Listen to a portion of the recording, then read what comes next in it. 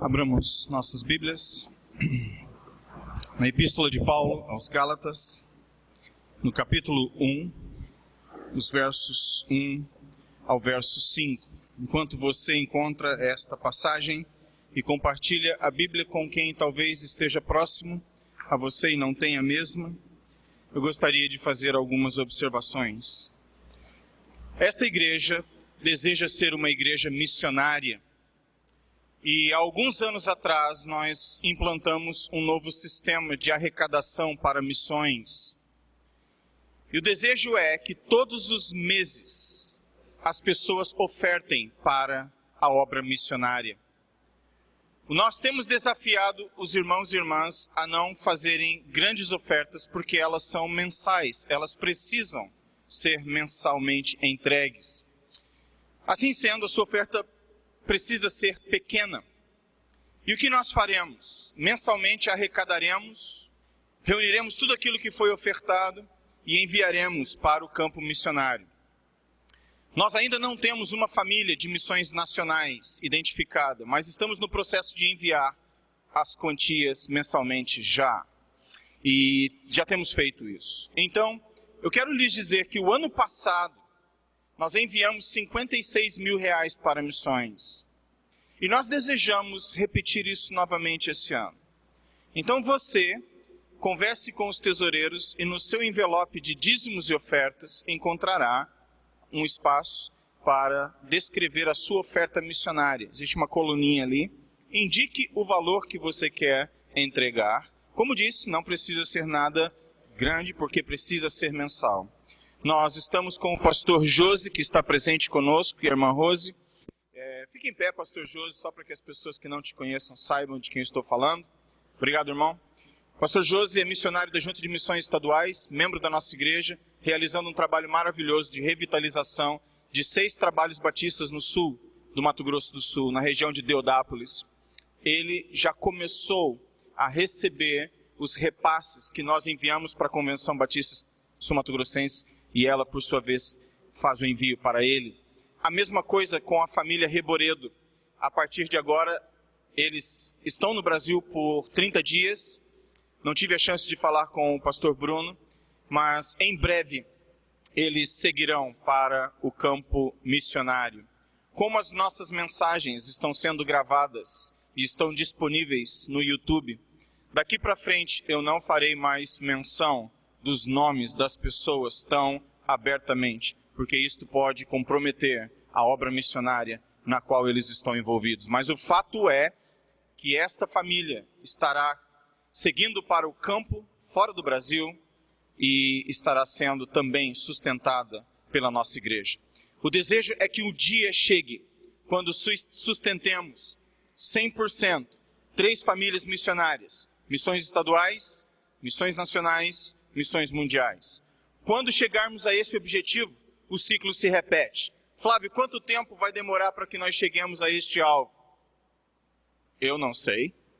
Ore a Deus e peça os recursos, e assim Ele concederá.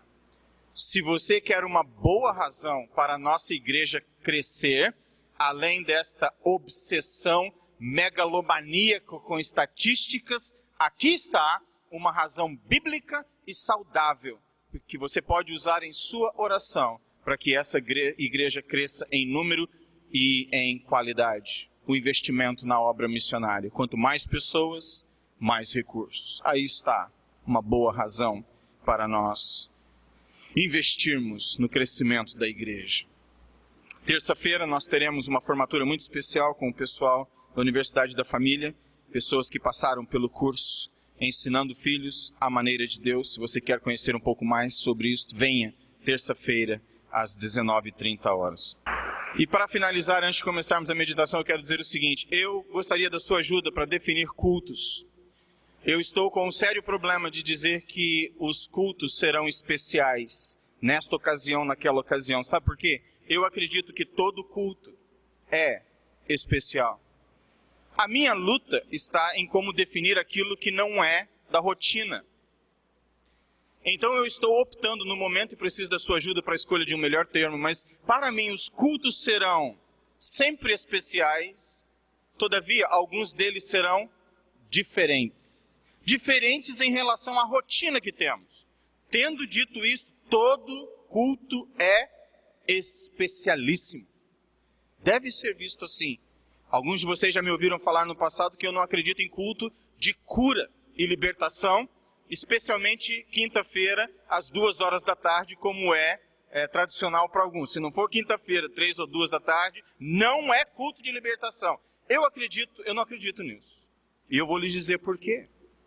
Porque para mim, todo culto é um culto de cura e libertação. Ele pode ser sozinho em casa, entre uma multidão de milhares, de madrugada, de manhã ou à noite. Quando o povo de Deus se reúne, existe bênção. Assim sendo, em minha opinião, e você tem o direito de discordar disso, todo culto é um culto de cura e libertação. Gálatas capítulo 1, de 1 a 5. Os cultos não serão especiais, eles são especiais. Eles serão apenas diferentes. E eu quero propor, eu não sei quão difícil ou até mesmo impossível isso é, mas o meu problema é criar problemas e não resolvê-los. A minha missão aqui é criar confusão. E o meu desejo é que esse padrão permaneça, a despeito do que vier a acontecer no futuro. Quantos concordam comigo? Digo amém. Pronto. Estamos juntos na solução desse problema. Ok, Gálatas capítulo 1, de 3 a 5. Paulo diz, Gálatas 1, de 1 a 5, Paulo apóstolo não da parte dos homens, nem por homem algum, mas por Jesus Cristo e por Deus Pai, que o ressuscitou dentre os mortos.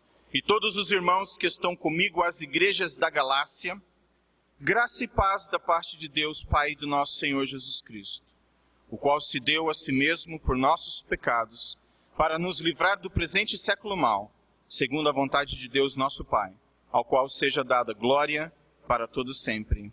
Amém.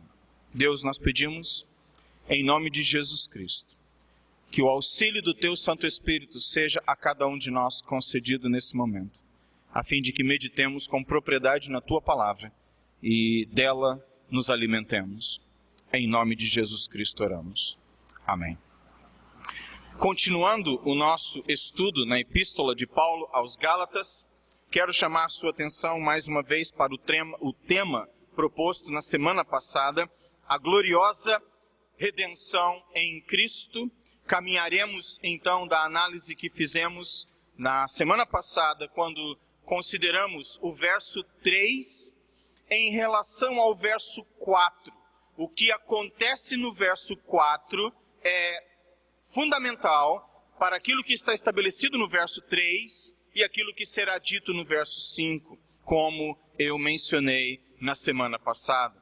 Então, com base no capítulo 1 e o verso 4 da Epístola de Paulo aos Gálatas, nós falamos sobre o benefício da redenção, que está no verso 3. Observe só, a palavra de Deus diz: graça e paz da parte de Deus Pai e do nosso Senhor Jesus Cristo. Na semana passada, então, nós consideramos aspectos desse benefício tremendo que a redenção em Cristo nos concede. Graça e paz como privilégios oriundos do Deus Trino de Israel. Graça e paz como privilégios constantes em função do caráter do Deus Trino de Israel. Ele não é um ser que concede bênção hoje e retira amanhã. A palavra do Senhor diz que os dons de Deus são irrevogáveis. E aqueles que estão em pacto com Cristo, no seu sangue, se beneficiam de realidades que são, em alguns aspectos, temporários, mas existem aspectos do pacto que são eternos e permanentes.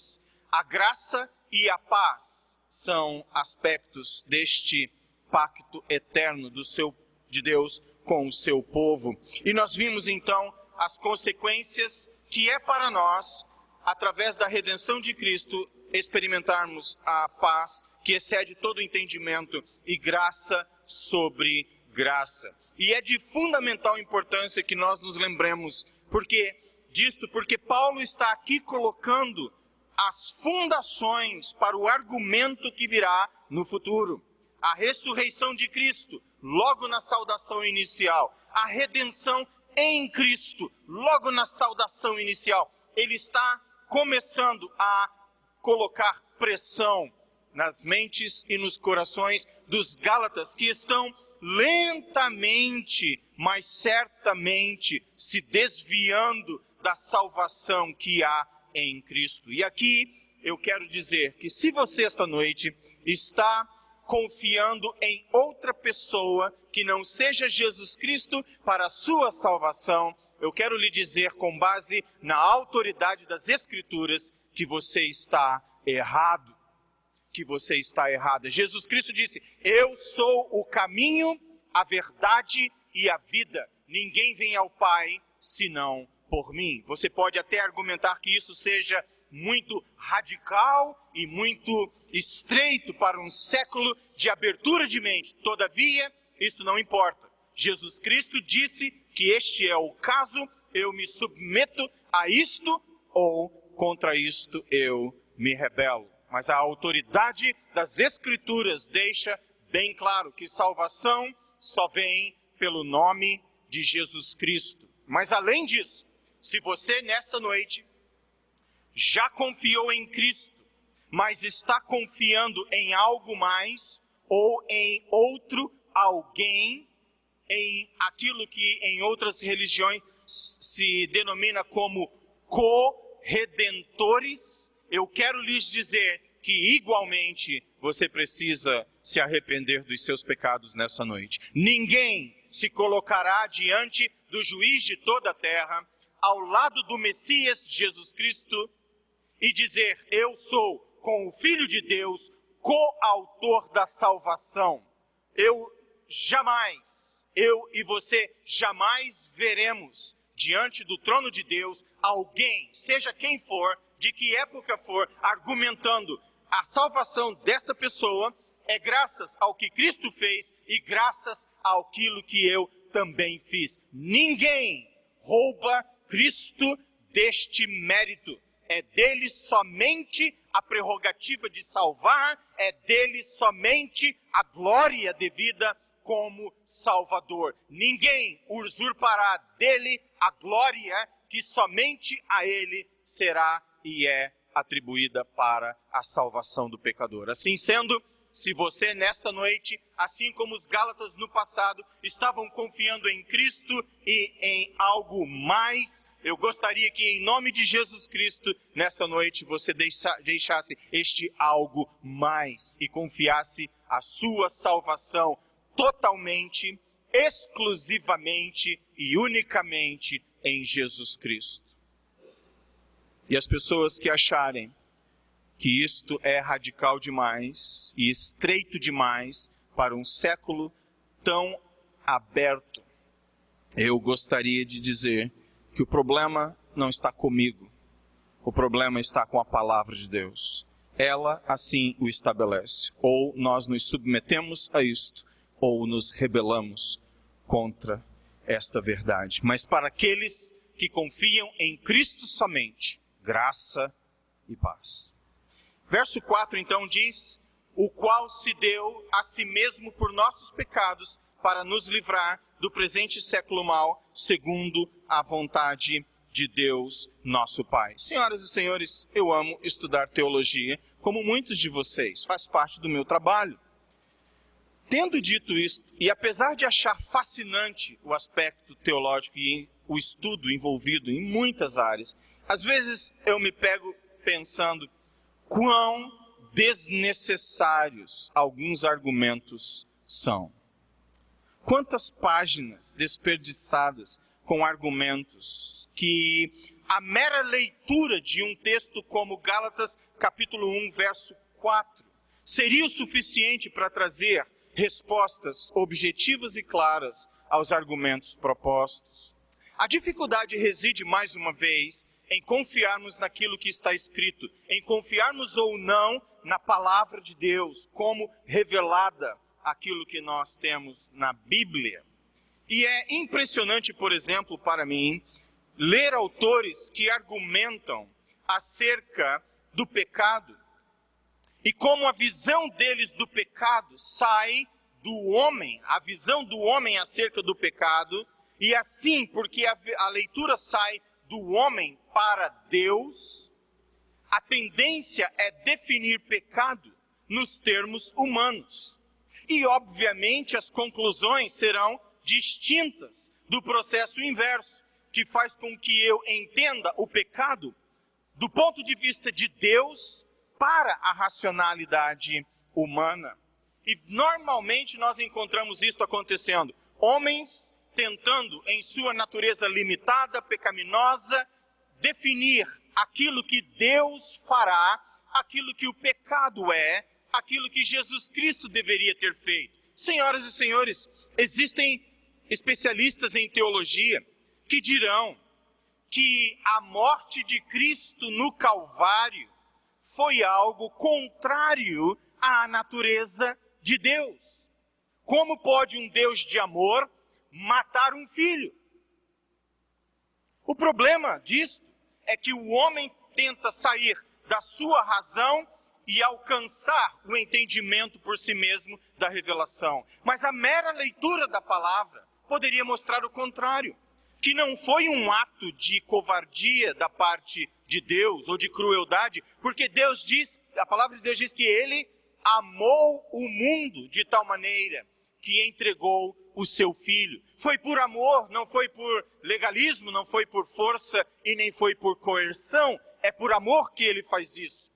Aí você vai dizer a essa objeção, mas Flávio, Ele continua sendo cruel porque Ele deu o seu Filho. Ainda que por amor, Ele entregou a vida de um inocente. Mas agora você vem para o verso 4 de Gálatas 1, e você encontra que o Filho se entregou a si mesmo. Não houve crueldade da parte do Pai, assim como não houve omissão ou passividade da parte do Filho. Ele decidiu por si mesmo se entregar para a remissão dos nossos pecados. A mera leitura de Gálatas capítulo 1, verso 4, seria o suficiente para mostrar, por exemplo, que Deus é amor em entregar seu Filho. Nada incoerente com o caráter dele. Que Jesus Cristo o fez liberalmente. Ele não foi coagido, não houve injustiça da parte do Deus Trino de Israel nesta transação. E observe uma outra coisa. Deus estabelece, nas palavras do doutor Martin Lloyd-Jones, a absoluta necessidade da expiação dos nossos pecados. Volte ao verso 4. O qual se deu a si mesmo por nossos pecados, para nos livrar do presente século mau, segundo a vontade de Deus nosso Pai. Não foi um mero capricho. Não foi porque Deus não tinha nada para fazer e o conselho eterno da Trindade Divina em harmonia decidiu, bom, nós não temos muito o que fazer, façamos então a transação do Calvário. Nada disso. O pecado precisava ser tratado na sua essência, na sua questão mais horrível, naquilo que traz para todos morte eterna. E para isso, nós precisávamos de uma solução. Isto é de absoluta necessidade. Não havia opção. Jesus Cristo, no Getsemane, disse, Pai, se for possível, passe de mim este cálice. Todavia, não seja feita a sua vontade, mas a minha. Jesus está ali, nas palavras de Oswald Chambers, passando pelo drama do Getsemane como homem. É Deus, mas está vencendo o Getsemane como homem. Poderia lançar mão dos recursos como sendo Deus, mas precisava enfrentar o Getsemane e vencê-lo como homem. Sabe por quê? Porque eu e você passaremos por Getsemanes nessas vidas e nós precisaremos vencer e mais gloriosamente poderemos vencer por causa do exemplo estabelecido por Cristo. Se ele tivesse vencido o Getsemane como Deus, seria fácil. Mas ele vence o Getsemane como homem, para que eu e você, atravessando os nossos Getsemanes, nos lembremos disso, que ele venceu, e da mesma maneira como ele venceu, nós podemos também vencer. Os recursos que estiveram disponíveis para o Filho do Homem encarnado no Getsemane são os mesmos recursos disponíveis para mim e para você nesta noite. Assim sendo, a redenção através da morte de Cristo para o perdão dos pecados é de absoluta necessidade. Não tinha opção. Jesus diz isso num desabafo no Getsemane: Pai, se possível, passe de mim este cálice. Mas não foi possível. Não foi possível. E a razão pela qual não era possível é porque a morte em redenção, em expiação, em propiciação, nós voltaremos a esses termos eventualmente, era de fundamental, absoluta necessidade. Caso contrário, nós não teríamos salvação. O sangue precisava ser derramado, e não o sangue de qualquer um. Não o sangue de animais, não o sangue de homens, mas o sangue do Deus homem, Deus encarnado, Jesus Cristo. Nós vimos o preço pago em função desta liberalidade. Nós vimos o preço pago em função das nossas dívidas. Ele se entregou a si mesmo, liberalidade. Em função dos nossos pecados, ele pagou a dívida impagável. O preço pago em função da vontade de Deus, para que fôssemos nele libertos para sempre. Verso 5. Ao qual seja dada glória para todos sempre. Amém. Se existe o benefício no verso 3, daquilo que foi realizado no verso 4, para Cristo também existe uma consequência. E a consequência do verso 5 está em decorrência, em relação, em função àquilo que está escrito no verso 4. No verso 5, temos a consequência para Cristo, daquilo que foi feito e estabelecido no verso 4. Assim sendo, nós lemos que no verso 4, ele se entregou voluntariamente para pagar a dívida impagável do nosso pecado, para fazer assim a vontade do Pai. E com isto agora, Paulo termina a sua saudação inicial dizendo: ao qual seja dada glória para todos sempre. Amém. E este resultado da redenção, nós precisamos sempre manter diante dos nossos olhos. Em primeiro lugar, porque fala da exaltação de Deus Filho, que se entregou pelos pecadores em obediência a Deus Pai. É porque ele se humilhou, é porque ele se entregou pela vontade do Pai, que hoje ele se encontra na posição de ser adorado. Esta é a razão pela qual eu me aventurei em escrever outra coisa, que graciosamente está sendo revisado pela irmã Estela. Mas o meu desejo com a análise, um estudo do livro de Apocalipse, é para mostrar para essa sociedade nossa, que insiste tanto em função do pós-modernismo, em falar do Cristo humilhado, do Cristo coitadinho, do Cristo que precisa de mim, do Cristo que precisa da minha oferta, do Cristo que precisa da minha decisão. Eu abomino isso. Ele é o Cristo sofredor? Sim. Ele é o Cristo sobre cuja cabeça foi colocada a coroa de espinhos? Sim. Ele foi humilhado? Sem dúvida alguma. Ele é o servo sofredor de Yahvé? Sem dúvida alguma. Mas ele não é somente isto. Ele é Rei dos reis e Senhor dos senhores. Ele não pede licença. Ele não precisa de mim. Ele não precisa do meu dinheiro, muito menos do nosso. Ele é Senhor. O dia chegou quando ele ascendeu aos céus, e a palavra do Senhor diz no Evangelho de Marcos que ele foi recebido em glória e assentou à destra da majestade. Ele é Rei, ele é Senhor, ele governa.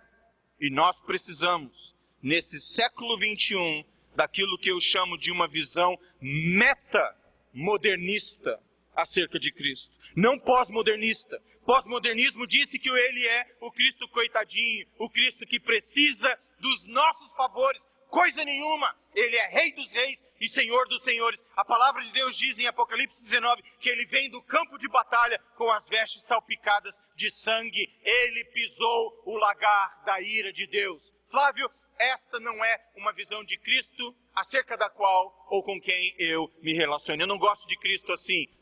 Tudo bem? Altera alguma coisa? Em nada. Ele continua sendo juiz. Se prepare para o encontro com Ele. É o que a palavra diz. Pouco importa se todo o nosso país se levantar contra Ele e disser, Ele só será aceito nos termos que nós determinarmos do Cristo coitadinho. Não, não, não. Aceite os termos da autoridade da palavra de Deus. Ele sofreu e Ele foi visto com pena, com compaixão, sem dúvida alguma. Mas hoje Ele é ressurreto, glorioso, Rei dos reis, para todo sempre Senhor dos senhores. E a palavra de Deus diz que o dia chegará quando as nações diante dele se prostrarão e confessarão que Jesus Cristo é Senhor, para a glória do Pai, e isto em submissão ao Espírito, quer desejem fazer isso ou não. Você crê nisso? Esta é a questão. A palavra de Deus diz, ao qual seja dada glória para todos sempre. Por que a glória tem que ser dele para todos sempre? Porque ele estabeleceu esta redenção. E por isso ele é exaltado, não somente hoje, mas para todos sempre, porque ele redimiu pecadores que estavam, por causa do pecado, condenados a uma vida eterna de afastamento com ele, ou de Deus. A exaltação do Filho de Deus para todos sempre, em função do sacrifício feito. Preste bem atenção. Ao qual seja dada glória, a Cristo seja dada glória. Quando? De quanto em quanto tempo? Para todos sempre. E isto em função daquilo que ele estabeleceu no Calvário. Bendito e engrandecido seja o Deus da nossa salvação. A redenção do pecador por meio da graça divina e que estabelece a paz eterna do Senhor nas vidas dos remidos e objetiva a salvação por Cristo. A salvação é em Cristo e a salvação para Cristo. Preste bem atenção e lembre-se sempre disso. Você não foi apenas salvo do pecado, você foi salvo para Deus. Você não saiu apenas do cativeiro e da escravidão no Egito, você foi liberto para a terra prometida. Você não foi tirado de um lugar e esquecido no meio de um deserto. Você saiu de um ponto e chegará a outro. Você saiu da miséria e do pecado e hoje se encontra assentado com Cristo nas regiões celestiais. É isso que a palavra diz. Se você está em Cristo, hoje você tem acesso às riquezas celestiais, porque você está sentado com Ele em glória. Não, você pode não se sentir assim, mas isso não altera o fato. Você crê que esta é uma verdade? Esta semana, eu não me senti, na maioria dos dias, como se eu estivesse assentado com Cristo nas regiões celestes. Em silêncio, lágrimas. Não sei porquê. Em silêncio, cansaço. Em silêncio, abatimento de alma. Isto alterou em alguma coisa a palavra de Deus que diz que eu estou assentado pela fé com Cristo nas regiões celestiais, porque eu me sinto desanimado, eu deixei de estar assentado com Ele nas regiões celestiais? Coisa nenhuma, a salvação vem de Deus. Eu não fiz nada para ser salvo, e quando eu tropeço e caio, e me sinto abatido, bendito seja Deus, a salvação continua sendo do Senhor. Em nada isso interfere com a verdade. E isto é salvação gloriosa. Não somente salva de uma coisa, em Cristo, mas salvo para a glória de Cristo. Saiba que você foi redimido para a glória dele. Você foi redimido para uma vida gloriosa, não no deserto, muito menos no Egito do qual saiu, mas na terra prometida, onde flui, de onde vem leite, mel, frutos comestíveis das mais variadas formas. Deus preparou para o seu povo bênçãos indescritíveis. Você pode não estar se sentindo assim essa noite, mas este é um fato. A tempestade vem mas logo virá a calmaria. Talvez Deus esteja me preparando para uma grande semana. Tendo dito isto, irmãos, em meio a tantas tribulações de alma, algo e muitas coisas gloriosas, dentre elas, o término do banco de discipulados, o banco de dados de discipulado, dezenas de pessoas prontas para serem discipuladas, e eu quero agradecer aos irmãos e às irmãs que gentilmente aceitaram o meu desafio. Alguns deles eu precisei forçar um pouco a barra, é verdade, mas não tão gentilmente, um pouquinho forçosamente, mas ouviram e aceitaram o desafio. Obrigado, porque vocês aceitaram um desafio tremendo de discipularem vidas.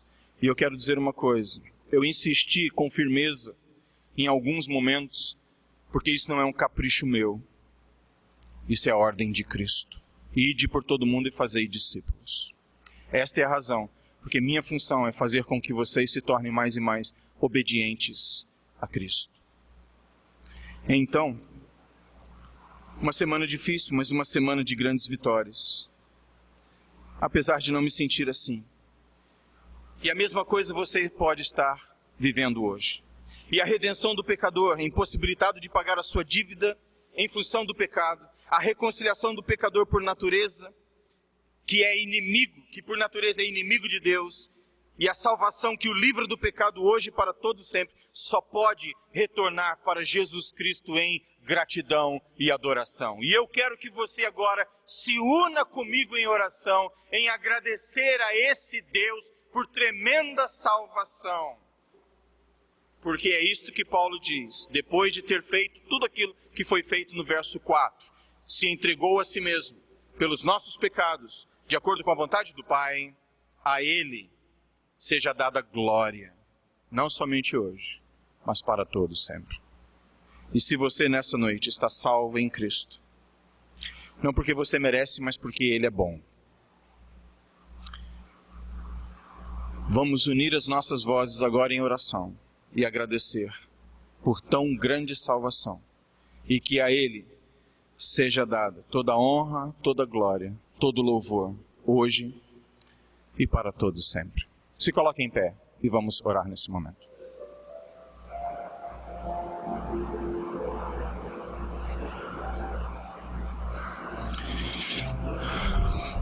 Quando o primeiro livro foi lançado, eu fiz uma dedicatória. Para muitos de vocês, a dedicatória foi a mesma. E a dedicatória não é minha, original. Ela foi dita no século XVII, quando dois jovens morávios de um movimento missionário que durou por 100 anos, dois jovens se venderam como escravos e se colocaram nas mãos de um senhor de escravos que tinha um navio e que estaria navegando em breve para o Pacífico Sul, onde este senhor de escravos tinha uma fazenda e, por ser um homem completamente contrário ao Evangelho, proibia que missionários entrassem nas terras para pregar o Evangelho. Esses dois jovens se venderam como escravos. O dinheiro recebido pela escravatura como pagamento pelos seus corpos, por suas vidas, foi usado para pagar a passagem de navio. O senhor de escravos entregou o dinheiro pelos corpos e voltou para ele mesmo, como pagamento pela passagem para o Pacífico Sul. As últimas palavras daqueles jovens foram as palavras que eu citei na dedicatória. A família estava num porto na Europa, diz a biografia, chorando. E esses dois jovens gritaram. E estas foram as últimas palavras ouvidas desses jovens. Eles nunca mais voltaram para casa. Que o Cordeiro receba a glória devida por seus sofrimentos. Que o Cordeiro receba a glória devida por seus sofrimentos, ao qual seja dada glória para todo sempre. Amém. Oremos. Deus bendito, Deus amado, obrigado por tão grande salvação. Não importa aquilo que os homens digam acerca do pecado, o fato é que é cruel e terrível, e por isso Cristo veio. Não importa o que os homens digam acerca de Cristo, e o quanto tentem banalizar a sua morte e o seu sacrifício. O fato é que foi profundo, complexo, misterioso. Que o Filho de Deus, Santo e Eterno Deus, encarnado, experimentasse o inferno e a maldição por causa dos meus pecados. Deus bendito, não importa aquilo que os homens digam acerca do seu caráter e da sua ação em entregar o seu filho inocente para morrer, como se isto fosse uma falta no caráter santo do Senhor. Eu ficarei com as Escrituras, que dizem que o Senhor é santo, perfeito, bom, justo, compassivo, ontem, hoje e eternamente. E o Senhor fez tudo isso por amor. O seu Filho Jesus Cristo, meu Senhor, Salvador, concordou com isso. E o Santo Espírito do Senhor concordou em ficar comigo e com cada um de nós como selo e como penhor desta redenção. Ao Senhor e ao seu Filho bendito, no poder do Espírito, nós unimos as nossas vozes em dizer ao Senhor, glória hoje e para todo sempre. Amém. Em nome de Jesus Cristo oramos. Amém.